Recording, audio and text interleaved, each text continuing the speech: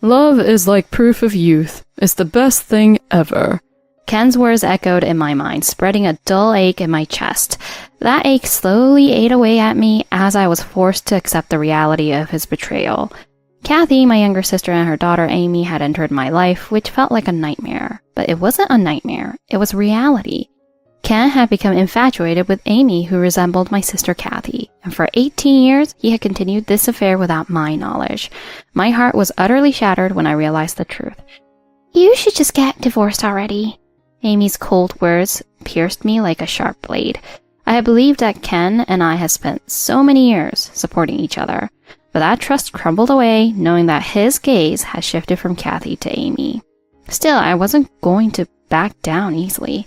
The fire of revenge that had slowly grown from small suspicions and pain had become my only source of strength. I knew at that moment that the truth would come to light. I stayed, determined to witness the looks on their faces when everything crumbled.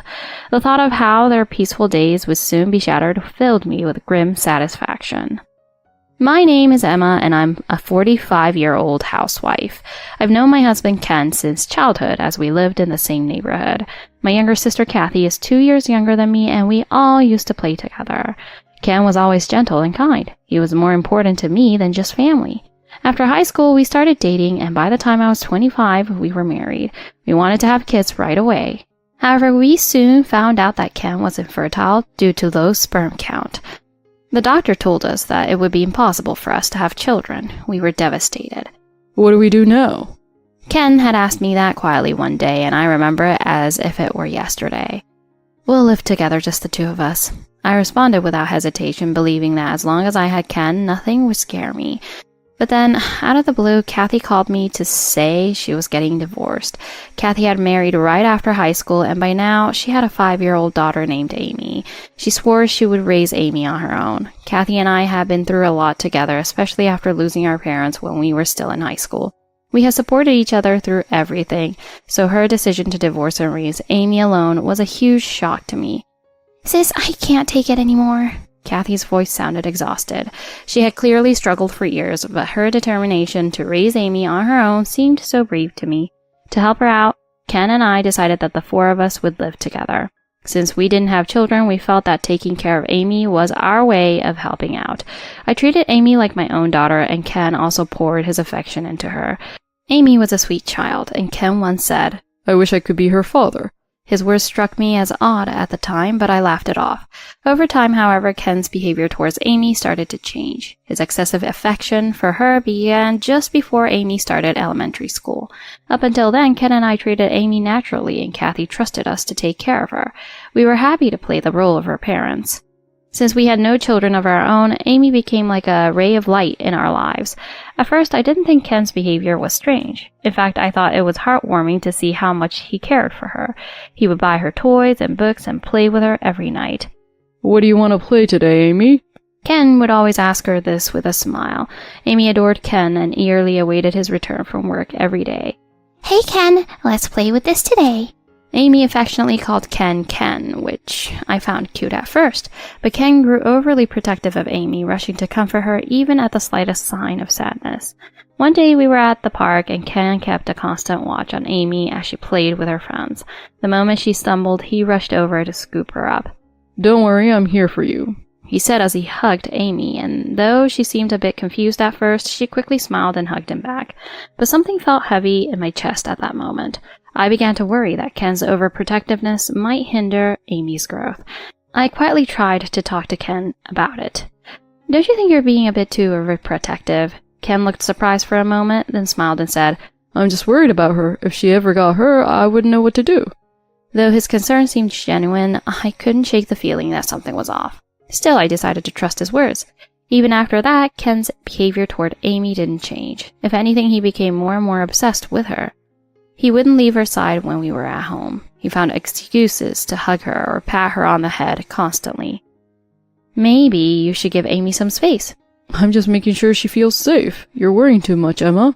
Ken's words were said without malice, as if I were the one overreacting, but the sense of unease I felt continued to grow each day. When Ken got home from work, the first thing he did was check on Amy. He wanted to know every detail about what she had done, what she had said, and who she has spent time with. His constant questioning started to feel unnatural to me. Emma, do you know who Amy's friends are at school? I'm really curious about who she's hanging out with. I guess they're just normal kids, but why do you care so much? No reason, I'm just worried. What if she's being influenced by the wrong people? Ken's words sent a chill down my spine. As the years passed, Amy grew into a high school student. One day I came home and saw Ken inside Amy's room. The door was slightly open and I could overhear their conversation. Amy, you're so beautiful. Don't let any bad guys take advantage of you.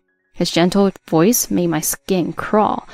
Amy responded, but her voice was too quiet for me to hear clearly.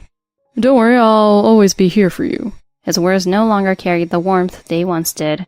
Instead, there was an unsettling sense of possessiveness. I couldn't move, frozen in place, unable to process what I was hearing. When Ken finally left Amy's room, I confronted him. Why were you in Amy's room? What were you doing? Ken looked startled for a moment, but quickly regained his composure. I was just talking to her, that's all. There's nothing to worry about. I wanted to believe him, but my heart was filled with doubt. Ken's behavior no longer seemed like just concern. His obsession with Amy only grew, and I started to feel a distance forming between us. It didn't take long for me to realize that Ken's fixation on Amy was destroying our marriage. By the time she became an adult and moved out to live on her own, the warmth in our home had vanished. Ken seemed restless, and our conversations dwindled. Just as Ken and I were starting to adjust to life as a couple again, Kathy paid an unexpected visit. Kathy, it's rare to see you drop by unannounced. What's going on? I'm sorry for showing up so suddenly, but I need to talk to you about something important.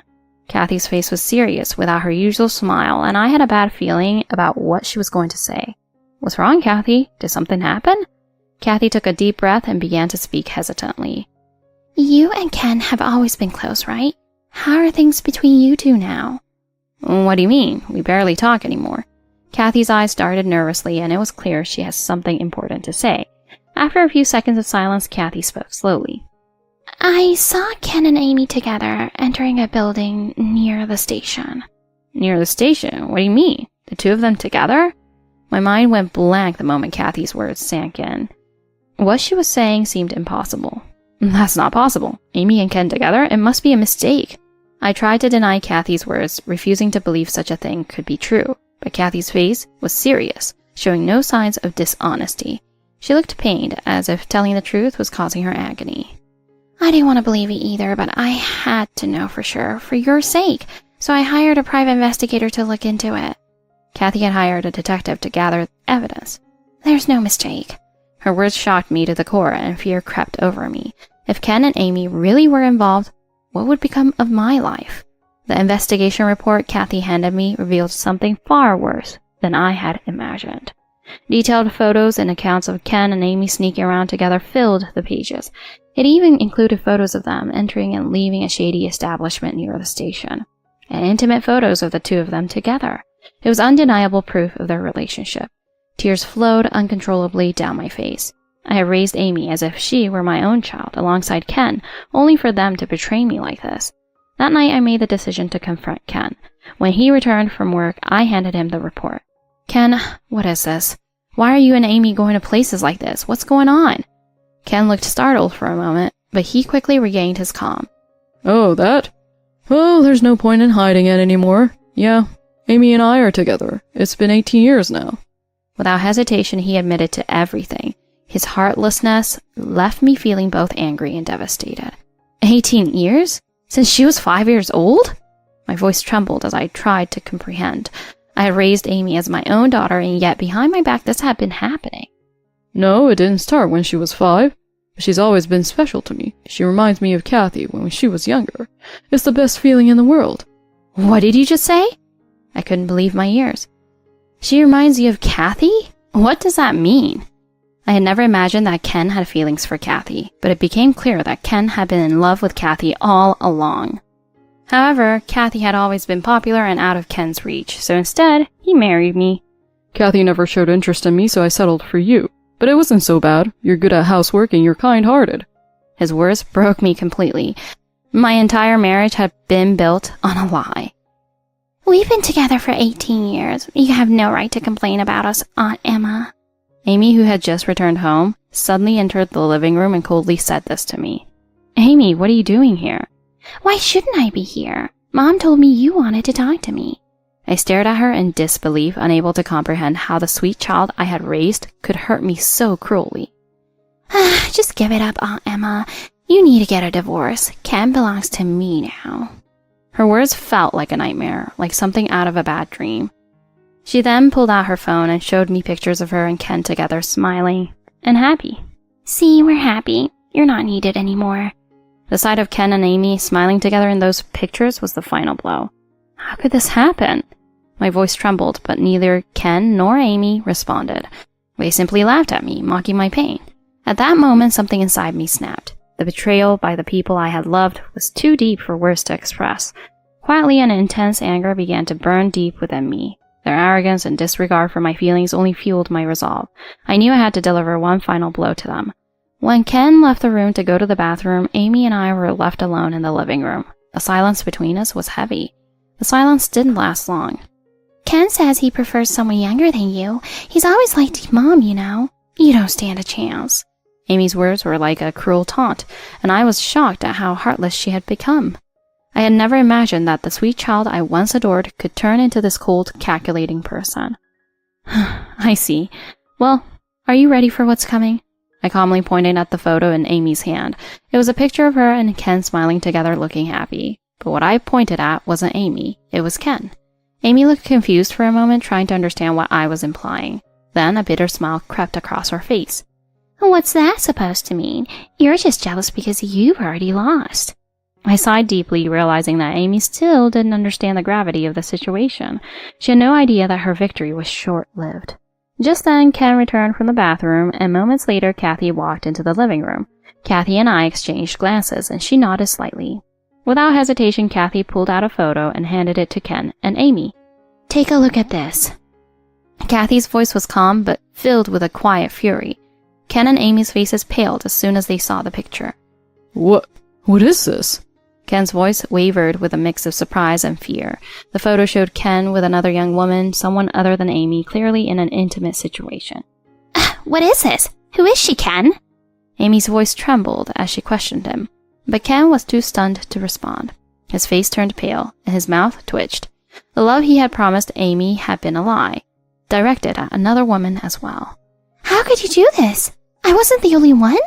Amy's voice was filled with despair, and disbelief flashed across her face. But she had no choice but to accept the truth. Ken had betrayed her too. It's over. I spoke quietly as Amy stood there, crushed by the revelation. Then I turned to Ken, who looked defeated and at a loss for words. This is who you really are, Ken. You've betrayed me, Amy, and now this other woman too. You're a pathetic excuse for a man. Ken stood there, speechless. The man who had once been so confident and charming was now reduced to nothing. It's time to end this, Ken. There's no reason for our marriage or your relationship with Amy to continue. I spoke with finality, my voice calm but resolute.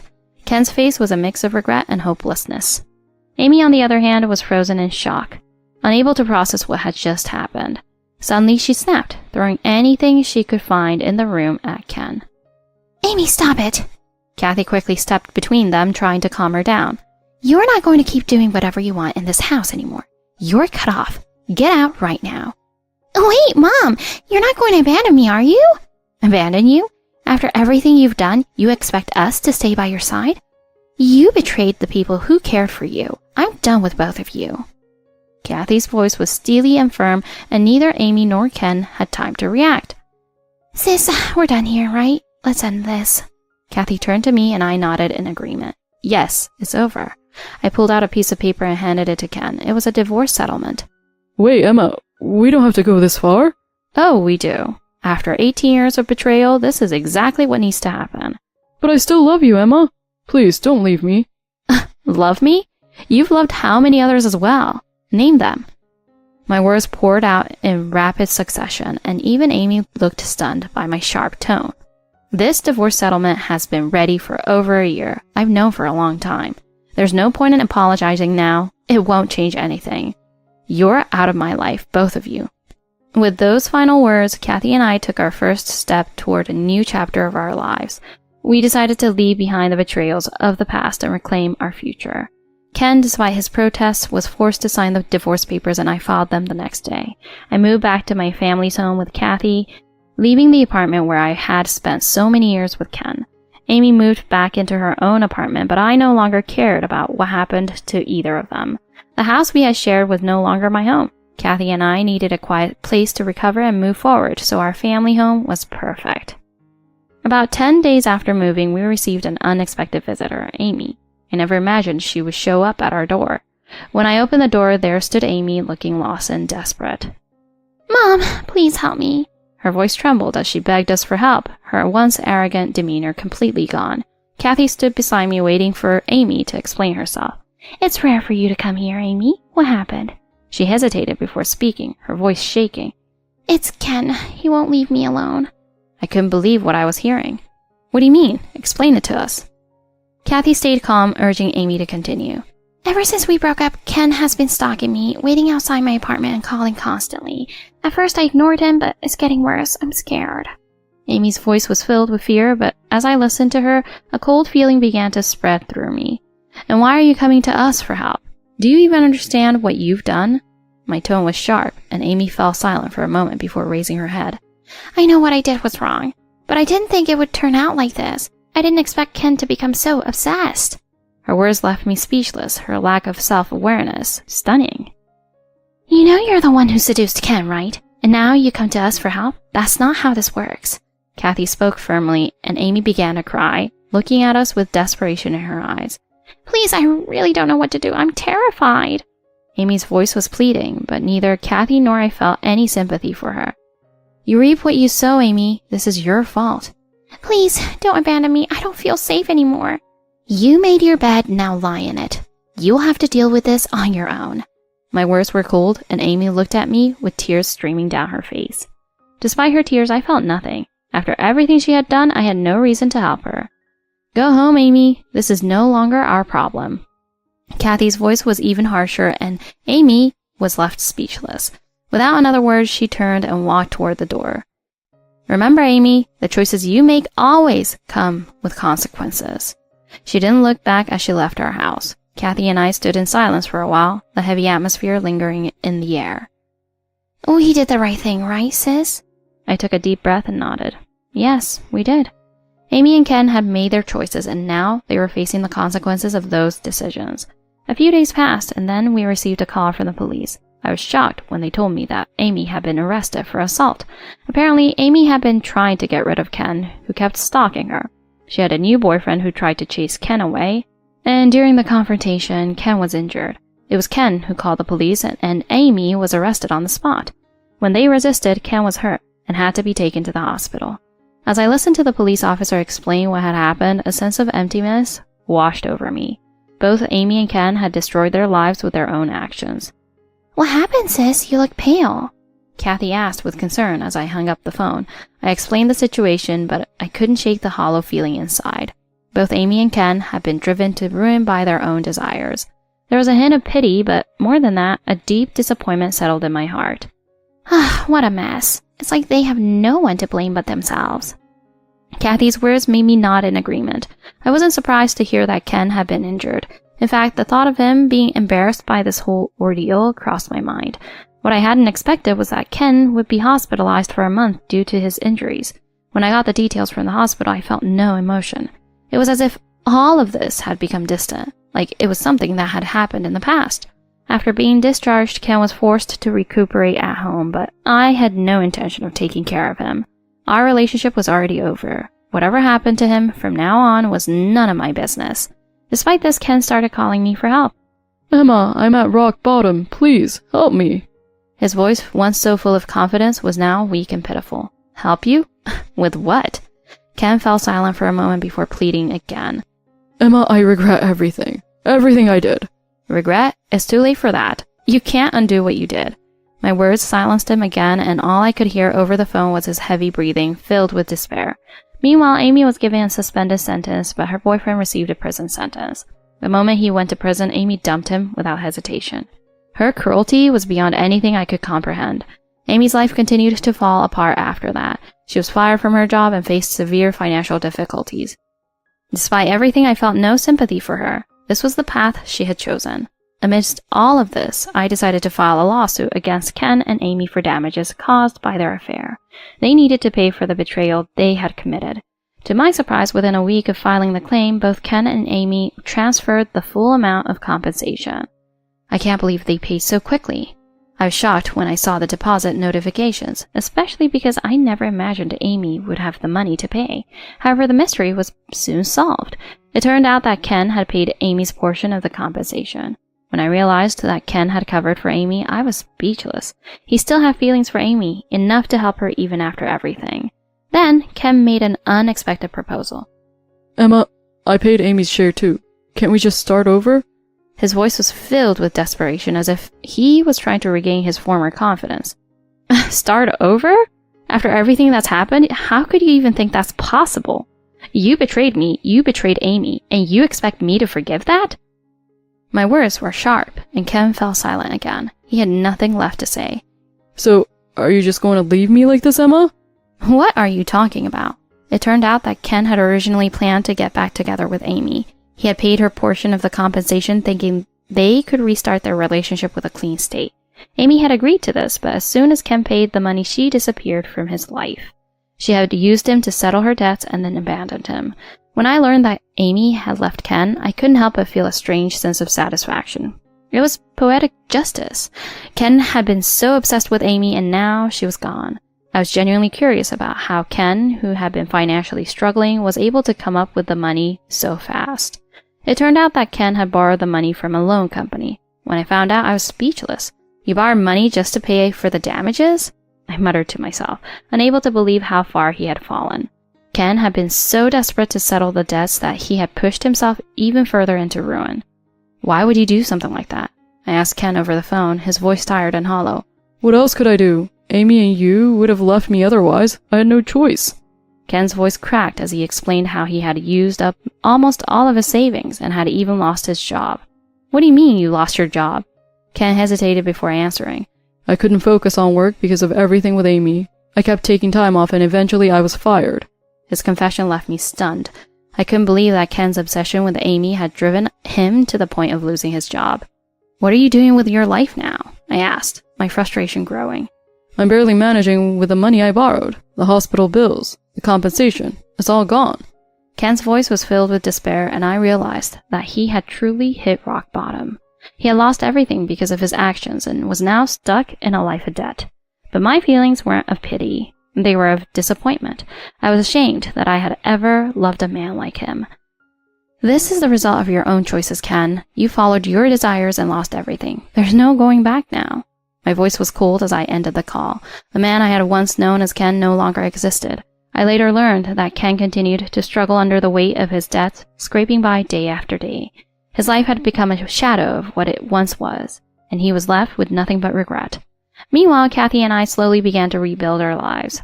Living together, we supported each other and filled our days with laughter. Our family home, though old, was peaceful, and we found joy in the simple things. Spending time with Kathy helped me regain my sense of inner peace and gave me the strength to move forward. Then one day, while we were watching the news, Kathy's face suddenly turned serious. The screen displayed a report about Amy. It seemed that she had been involved in a scam, pretending to be engaged to multiple men and stealing money from them. The news anchor described the details calmly as Kathy turned off the TV without a word. You know, I can't take responsibility for what Amy does anymore. She's my daughter, but I have no idea where she is or what she's up to. There was a trace of sadness in Kathy's voice, but also a sense of finality. I sat beside her in silence, accepting that Amy and Ken were no longer part of our lives. They're gone from our lives for good, aren't they? I murmured quietly, and Kathy nodded. We sat there for a long time, not saying a word. The pain and suffering of the past no longer lingered in our hearts. The only thing left from that time was a lesson, to live our own lives. With that lesson in mind, I started a new job, and our days became filled with purpose again. We laughed, we cried, and we moved forward, free from the chains of our past. Sis, let's always stay together, okay? Kathy smiled warmly, and her words filled me with gratitude and happiness. Of course, Kathy, we'll always be together. We held hands, promising to walk this new path together. The shadows of the past were long gone, and a bright future lay ahead of us.